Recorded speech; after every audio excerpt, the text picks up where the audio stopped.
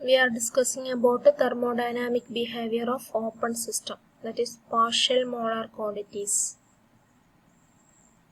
നമ്മൾ ഇതുവരെ പറഞ്ഞത് thermodynamic quantities ഏതൊക്കെയാണ്?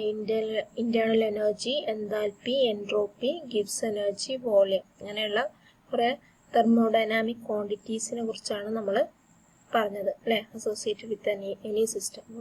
ഏത് സിസ്റ്റം അസോസിയേറ്റ് ചെയ്യുന്ന തെർമോഡൈനാമിക് ക്വാണ്ടിറ്റീസ് ആണ് നമ്മൾ internal energy, enthalpy, entropy, Gibbs energy, volume ഇതൊക്കെ നമ്മൾ പറഞ്ഞത്. അപ്പോൾ they are properties which depend upon the quantity of matter present in the system and are called extensive property. അപ്പോൾ നമ്മുടെ സിസ്റ്റത്തിന് ഡിപ്പെൻഡ് ചെയ്യുന്ന ഏത് quantity of matter present in the system. അപ്പോൾ quantity of matter present in the system depend ചെയ്യുന്ന properties ആണ് extensive properties എന്ന് പറയുന്നത്. അത്രയും പ്രോപ്പർട്ടീസ് ആണ് നമ്മൾ മുകളിൽ പറഞ്ഞത്. അപ്പോൾ generally we are considered closed system and it's properties. ഇതുവരെ നമ്മൾ പറഞ്ഞത് ക്ലോസ്ഡ് സിസ്റ്റവും അതിൻ്റെ പ്രോപ്പർട്ടീസും ആണ് അല്ലേ? അപ്പോൾ ക്ലോസ്ഡ് സിസ്റ്റം എന്ന് പറഞ്ഞാൽ എനർജി മാത്രമാണ് എക്സ്ചേഞ്ച് ചെയ്യുന്നത്, മാറ്റർ എക്സ്ചേഞ്ച് ചെയ്യാൻ പറ്റില്ല ക്ലോസ്ഡ് സിസ്റ്റത്തിൽ. അപ്പോൾ എനർജി ആയിട്ടുള്ള ഏതാണ്? ടെമ്പറേച്ചർ, പ്രഷർ അല്ലേ? അതിലേതെങ്കിലും ഒന്ന് അല്ലെങ്കിൽ രണ്ടും കൂടെയുള്ള എക്സ്ചേഞ്ച്, ആ എനർജീനെ എക്സ്ചേഞ്ച് ചെയ്യാൻ മാത്രമേ നമുക്ക് ക്ലോസ്ഡ് സിസ്റ്റത്തിൽ പറ്റുള്ളൂ. ഇനി നമുക്ക് പറയാനുള്ളത് ഓപ്പൺ സിസ്റ്റം. ഓപ്പൺ സിസ്റ്റത്തിൽ എന്തൊക്കെയാണ് നടക്കുന്നതെന്ന്. അപ്പോൾ അതാണ് നോക്കാം. Here we are consider an open system capable of exchanging both matter and energy with surroundings. അപ്പോൾ മാറ്ററും അതുപോലെ എനർജിയും സറൗണ്ടിങ് ആയിട്ട് എക്സ്ചേഞ്ച് ചെയ്യാൻ പറ്റുന്നതാണ് ഓപ്പൺ സിസ്റ്റം എന്ന് പറയുന്നത്. അപ്പോൾ ഓപ്പൺ സിസ്റ്റത്തിനെ കുറിച്ചാണ് നമുക്ക് ഇവിടെ പറയാനുള്ളത്. For open system any extensive property x such as V, U, H, S, G എന്താണ്? Volume, internal energy, enthalpy, entropy and Gibbs free energy. അങ്ങനത്തെ എക്സ്റ്റെൻസീവ് പ്രോപ്പർട്ടിയൊക്കെ നമുക്ക് എന്ത് ചെയ്യാൻ പറ്റും? സറൗണ്ടിങ്സ് ആയിട്ട് നമുക്ക് എക്സ്ചേഞ്ച് ചെയ്യാൻ പറ്റും. അതുപോലെ തന്നെ എന്താണ്? As a function not only temperature and pressure അല്ലെ? ടെമ്പറേച്ചറും പ്രഷറും നമുക്കറിയാം ഓപ്പൺ സിസ്റ്റത്തിലും ക്ലോസ്ഡ് സിസ്റ്റത്തിലും എക്സ്ചേഞ്ച് ചെയ്യാൻ പറ്റും. പക്ഷേ but also the number of moles exchange ചെയ്യാൻ പറ്റുന്നത് ഏതിലാണ്? ഓപ്പൺ സിസ്റ്റത്തിൽ മാത്രമാണ്. ക്ലോസ്ഡ് സിസ്റ്റത്തിൽ നമ്പർ ഓഫ് മോൾസ് നമുക്ക് എക്സ്ചേഞ്ച് ചെയ്യാൻ പറ്റില്ല. അപ്പം മാറ്റർ എക്സ്ചേഞ്ച് ചെയ്യണമെങ്കിൽ നമുക്ക് എന്ത് വേണം? അത് ഓപ്പൺ സിസ്റ്റം ആണ്. ആ മാറ്റർ ആണ് ഇത് നമ്പർ ഓഫ് മോൾസ് എന്ന് പറയുന്നത്. N1, N2, N3 ഒക്കെ നമ്പർ ഓഫ് മോൾസ് ആണ്, അത് മാറ്റർ ആണ്. ഇങ്ങനെയുള്ള കോൺസ്റ്റിറ്റ്യൂന്റ് കോമ്പണൻസ് നമുക്ക് എക്സ്ചേഞ്ച് ചെയ്യാൻ വേണ്ടിയിട്ടാണ് നമ്മൾ ഓപ്പൺ സിസ്റ്റം എടുക്കുന്നത്. ഓക്കെ, താഴെ നോക്കാം. That is x is equal to, നമ്മൾ പറഞ്ഞു x extensive property x is equal to അതൊരു ഫംഗ്ഷൻ ഓഫ് എന്താണ്? Temperature, pressure, N1, N2, N3 അല്ലേ? അപ്പോൾ x is equal to 5 into t p N1, N2, N3 etcetera. അതിനുശേഷം number 1 ആക്കി കൊടുക്കുക. Then a small change in the property d x which is a complete differential can be express partial differentiation. അപ്പോൾ നമ്മൾ ഈ എക്സിനെ നമ്മൾ differentiate ചെയ്യാം. എങ്ങനെയാണ് differentiate ചെയ്യുക? നോക്കുക, താഴെ നോക്കുക. ഡിഫറൻഷിയേറ്റ് ചെയ്യുമ്പോൾ നമുക്ക് എന്താ കിട്ടുന്നത്? D x is equal to ഡോ എക്സ് ബൈ ഡോ ടി അല്ലേ? ടെമ്പറേച്ചറിൻ്റെ ടേമിലാണ് നമ്മൾ ഫസ്റ്റ് ഡിഫറൻഷിയേറ്റ് ചെയ്യുന്നത്. അപ്പോൾ ബാക്കിയുള്ള ടേംസ് എല്ലാം കോൺസ്റ്റൻ്റ് ആയിരിക്കും. അതാണ് നമ്മൾ അവിടെ താഴെ എഴുതിയത് P N1, N2, N3 etcetera. അപ്പോൾ ടെമ്പറേച്ചറിൻ്റെ കേസിലാണ് നമ്മളിവിടെ ടേംസിലാണ് നമ്മൾ ഡിഫറൻഷിയേറ്റ് ചെയ്തത്. അപ്പോൾ ഇൻറ്റു ഡി ടി പ്ലസ് ഇനി നമ്മൾ പ്രഷറിൻ്റെ കേസിൽ ഡോ എക്സ് ബൈ ഡോ പി പ്രഷറിൻ്റെ കേസിലാണ് നമ്മൾ ഡിഫറൻഷിയേറ്റ് ചെയ്യുന്നത്. അപ്പോൾ ബാക്കിയുള്ള ടേം എല്ലാം constant. T N1, N2, N3 etcetera എല്ലാം കോൺസ്റ്റൻറ്റ്. ഇനി നെക്സ്റ്റ് ടേം നമ്മൾ എന്താണ്? ഡോ എക്സ് ബൈ ഡോ N1. ആ N1ൻ്റെ ടേമിലാണ് നമ്മൾ ഡിഫറൻഷിയേറ്റ് ചെയ്യുന്നത്. അപ്പോൾ ടി പി N2, N3 എല്ലാം കോൺസ്റ്റൻറ്റ്. ഇനി ഡോ എക്സ് ബൈ ഡോ N2ൻ്റെ കേസിൽ നമ്മൾ ഡിഫറൻഷിയേറ്റ് ചെയ്യാണ്. ബാക്കി എല്ലാ ടേംസും നമ്മൾ കോൺസ്റ്റൻ്റ് ആക്കി എടുത്തു. അങ്ങനെ നമ്മൾ ഡിഫറൻഷിയേറ്റ് ചെയ്തു. ഏതിനാണ് ഡിഫറൻഷിയേറ്റ് ചെയ്തത്? എക്സ് നമ്പർ 1നെയാണ് നമ്മൾ ഡിഫറൻഷിയേറ്റ് ചെയ്തത്. X is equal to 5 of t p N1, N2, N3. ആ ഇക്വേഷൻ നമ്മൾ ഡിഫറൻഷിയേറ്റ് ചെയ്തപ്പോൾ നമുക്ക് ഇക്വേഷൻ നമ്പർ 2 കിട്ടി. അപ്പോൾ നമുക്ക് എങ്ങനെ എഴുതാൻ പറ്റും ഇതിനെ? ഡോ എക്സ് ബൈ ഡോ N1 അല്ലേ?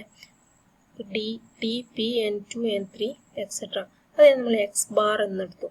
എക്സ് ബാർ ആണ് നമ്മൾ അതിനെ ഡിനോട്ട് ചെയ്യുന്നത്.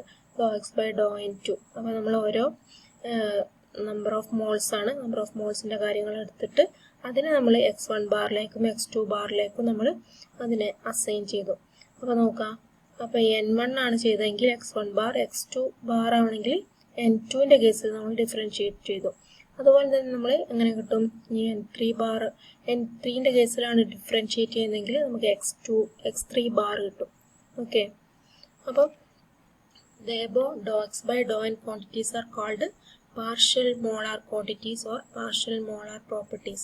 അപ്പോൾ ഇതിനെയാണ് നമ്മൾ പാർഷ്യൽ മോളാർ ക്വാണ്ടിറ്റീസ് അല്ലെങ്കിൽ പാർഷ്യൽ മോളാർ പ്രോപ്പർട്ടീസ് എന്ന് പറയുന്നത്.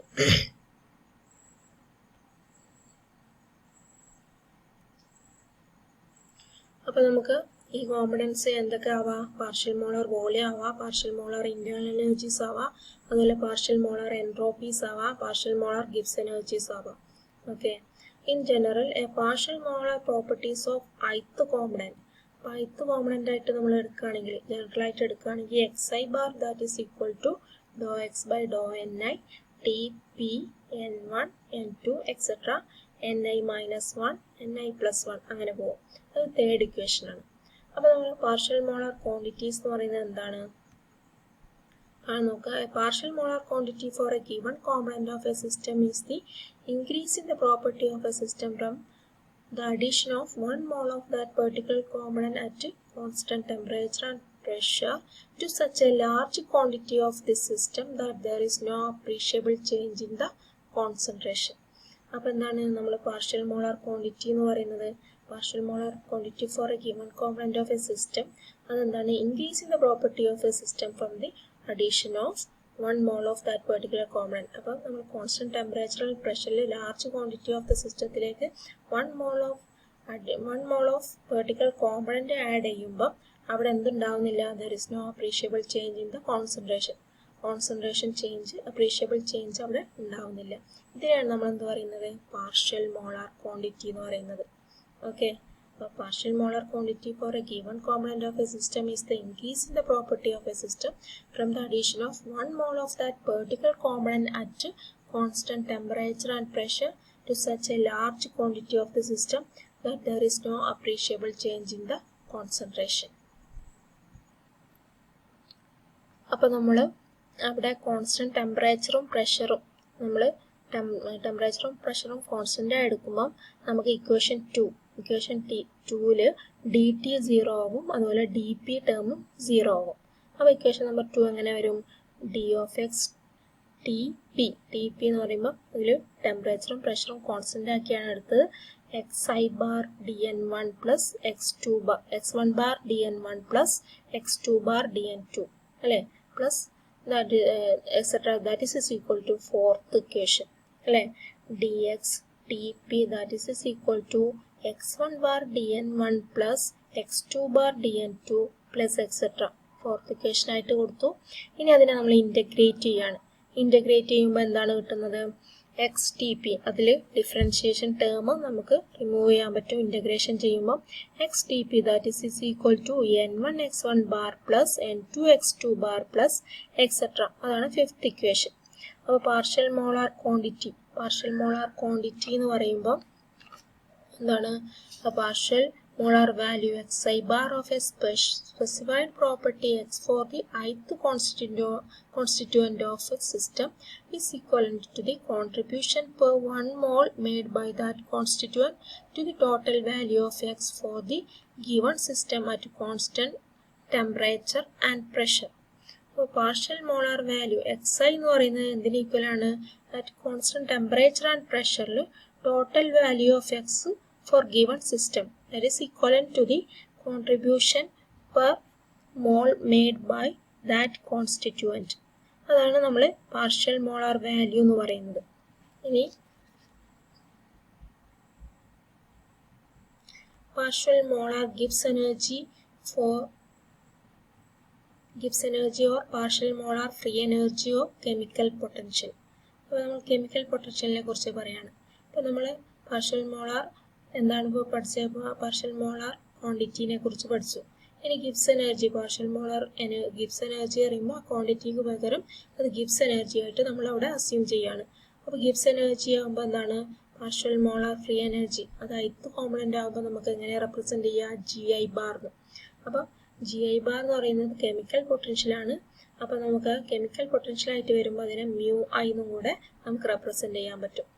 അപ്പോൾ നമ്മൾ ഗിബ്സ് എനർജീൻ്റെ എക്സ്റ്റെൻസീവ് പ്രോപ്പർട്ടിയാണ് നമ്മൾ പറഞ്ഞു, അതൊരു function of temperature and pressure and the number of moles N1 N2 N3 etcetera constituent present. അപ്പോൾ ജീനെ നമുക്ക് എങ്ങനെ എഴുതാം phi of T P N1 N2 etcetera.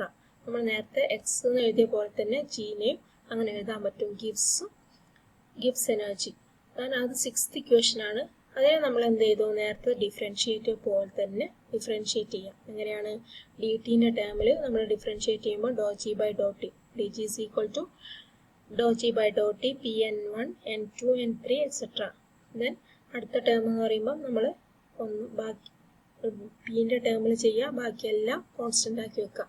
Next N1ൻ്റെ ടേമിൽ ചെയ്യുക, ബാക്കിയെല്ലാം കോൺസ്റ്റൻ്റ് ആക്കി വെക്കുക. ദെൻ ∂G/∂N2 N2ൻ്റെ ടേമിൽ ചെയ്യുക, ബാക്കിയെല്ലാം കോൺസ്റ്റൻ്റ് ആക്കി വെക്കുക, നേരത്തെ ചെയ്ത പോലെ തന്നെ. അപ്പോൾ 7th ഇക്വേഷൻ കിട്ടി. അപ്പോൾ നമ്മൾ എന്താണ് ∂G/∂N എന്ന് പറയുന്നത് എന്താണ് പാർഷ്യൽ മോളാർ ഗിബ്സ് എനർജിയാണ്, അല്ലെങ്കിൽ അതിനെ നമുക്ക് എന്ത് പറയാം കെമിക്കൽ പൊട്ടൻഷ്യൽ എന്ന് പറയാം. അപ്പോൾ പാർഷ്യൽ മോളാർ ഫ്രീ എനർജി അല്ലെങ്കിൽ പാർഷ്യൽ മോളാർ ഗിബ്സ് എനർജി അല്ലെങ്കിൽ കെമിക്കൽ പൊട്ടൻഷ്യൽ. ഓക്കെ,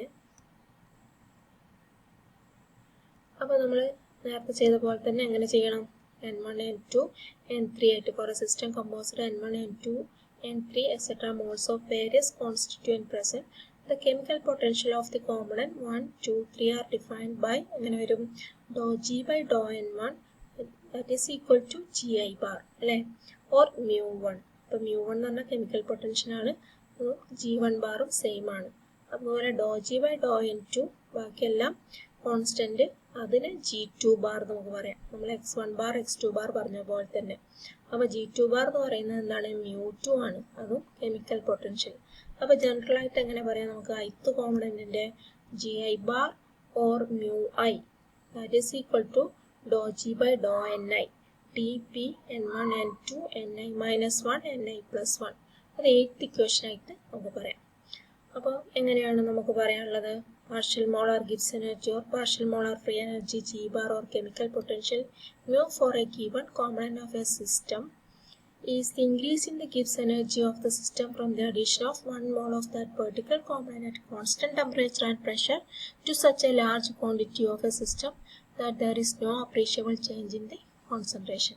അപ്പോൾ at constant temperature and pressure total value of Gibbs energy for a given system equivalent to the contribution per mole made by that constituent. അതാണ് നമ്മുടെ Gibbs energy എന്ന് പറയുന്നത്, partial molar Gibbs energy എന്ന് പറയുന്നത്. അപ്പം for a system constant temperature അപ്പോൾ dt 0 ആവും, dp 0 ആവും, നമ്മൾ നേരത്തെ ചെയ്ത പോലെ തന്നെ. അപ്പോൾ നമുക്ക് എന്ത് ചെയ്താൽ dg Tp that is equal to G1 bar Tn1 plus G2 bar Dn2 plus etc. അതിനെ നമുക്ക് എങ്ങനെ പറയാം dg Tp that is equal to μ1 Dn1 plus μ2 Dn2. കാരണം G1 μ1 സെയിം ആണ്, G2 ബാറും μ2 സെയിം ആണ്. അപ്പോൾ അത് 9th ഇക്വേഷൻ ആക്കി എഴുതാം. അപ്പോൾ for a system definite composition N1 N2 integration of equation 9 integration ചെയ്താൽ നമുക്ക് എന്ത് കിട്ടും, അതിൻ്റെ ഡിഫറൻഷ്യൽ ടേം റിമൂവ് ചെയ്യാൻ പറ്റും.